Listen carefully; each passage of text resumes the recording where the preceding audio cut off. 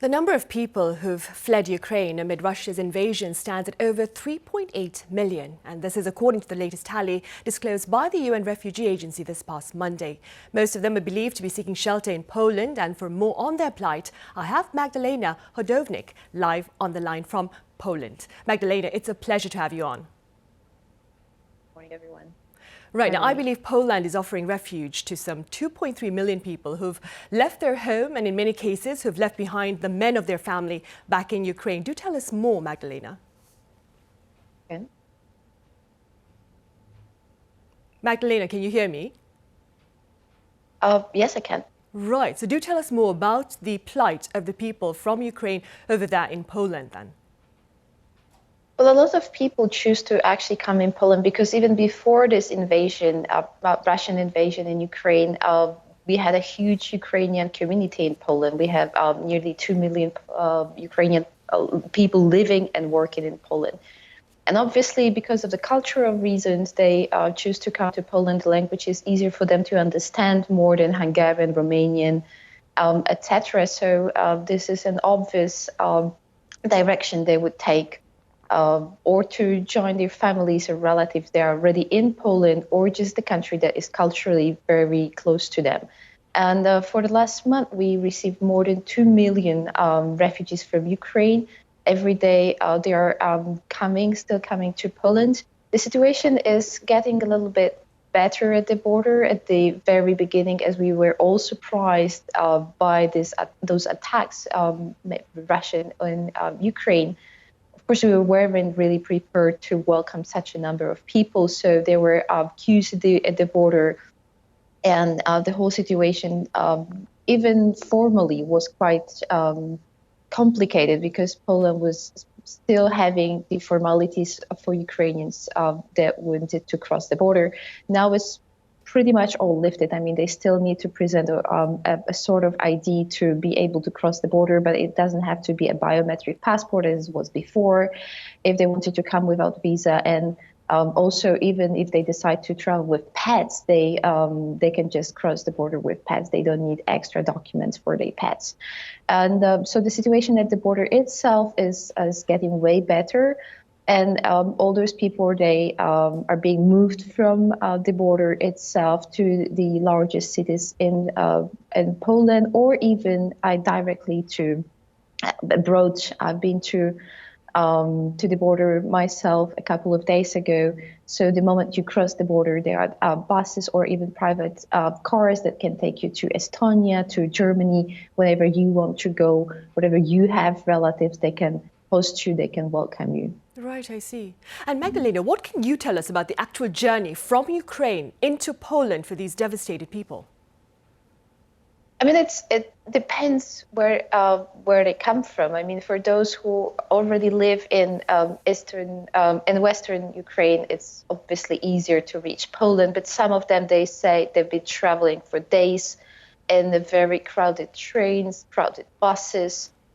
They've been waiting at the border for a couple of days. Sometimes that was the case before. Now it's is dropping into hours.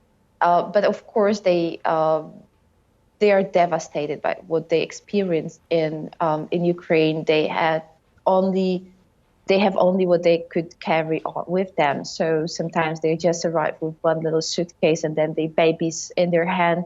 Mainly all those people who are arriving are women and kids and elderly people, because men between 18 and 60, they need to stay in Ukraine in case they are needed to fight against Russian troops. So a lot of people are devastated also by the separation of the family. So it's not only the war, their homes being destroyed and the ongoing war in their country, but also separating families, leaving dads, leaving fathers, leaving partners behind to fight. So the journey itself is very difficult because a lot of people are trying to cross the border. Right. So this all makes the situation very difficult for them. Right, I'm sure. And once in Poland, Magdalena, what or how are these asylum seekers from Ukraine accommodated, very briefly speaking? Well, a lot of because Poland is not a really country that has ever been a refugee destination, so we don't really have much of the infrastructure where we can accommodate them. But a lot of Polish people, they just open their private houses, so they offer their homes, they offer their rooms, they offer flats just for Ukrainians who are crossing. So it depends really on the situation. There are a lot of social media groups where they can just offer your house, you can offer your room, and then someone would just pick them up, bring it to your home, etc. It's a civil society in Poland. It has been doing a lot to help this crisis ease, let's say. Right. In fact, Magdalena, some observers have also voiced a bit of surprise and, of course, much gratitude to the warmth of the hospitality shown by the Polish people. How do you explain this sense of compassion and commitment to the people from Ukraine? Well, that's true that a lot of people mention that in 2015, Poland refused to take 7,000 refugees that were crossing the Balkan routes, let's so-called.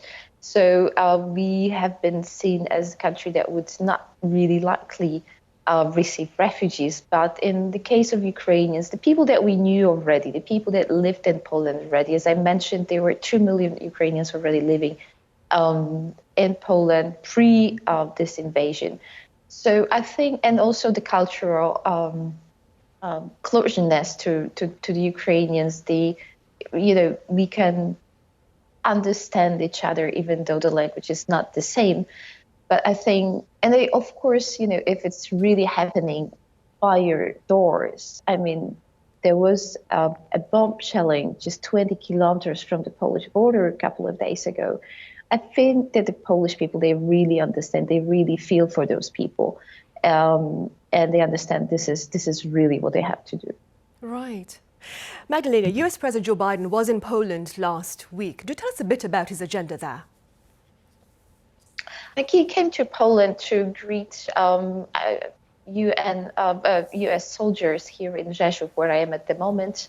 He met with them. He met with the Polish president also to assure that NATO is standing with Poland and will, as he said already before, will protect every inch of the NATO land. So this is what Joe Biden said. Again, he said he assured that NATO and the US is with Poland. He also visited Ukrainian refugees. He wanted to see and assess the situation. He also said U.S. is ready to take 100,000 Ukrainian refugees in as well to help Poland cope with the big number of people who are coming to the country at the moment. Right. All right, Magdalena, thank you very much for making the time to join us live at this hour with the latest on the plight of people fleeing the fighting in Ukraine for safety over there in Poland.